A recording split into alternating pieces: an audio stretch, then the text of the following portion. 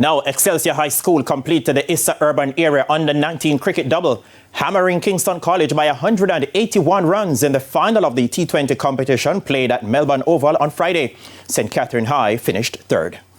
Excelsior showed they were the dominant force in urban area schoolboy cricket with a crushing 181-run win over Kingston College in the final of the T20 competition played at Melbourne Oval on Friday.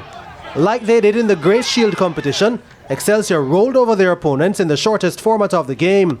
Batting first, the Mountain View Avenue-based boys piled up a mammoth 244 for 5, with Justin Adlam top scoring with 86, DeMarco Scott making 61 not out, and Michael Clark making 43.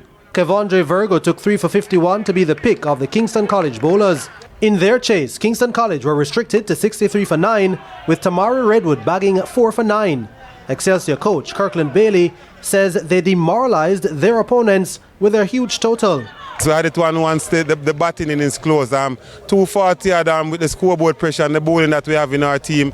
We knew that it would have been too much for K.C. and it proved just so with them failing to deliver for 60 at the end, you know.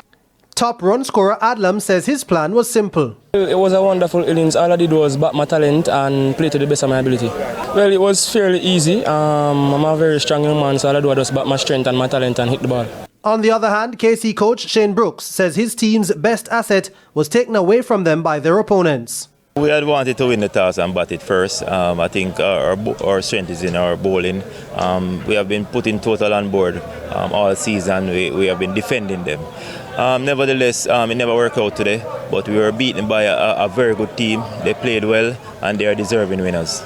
Earlier, St. Catherine ended third after a 57-run win over St. George's College at the same venue. Batting first, St. Catherine made 144 for 9, with Winston Williams top scoring with 53. St. George's were then restricted to 87 for 6 in their chase. Jordan Fort, TVJ Sports.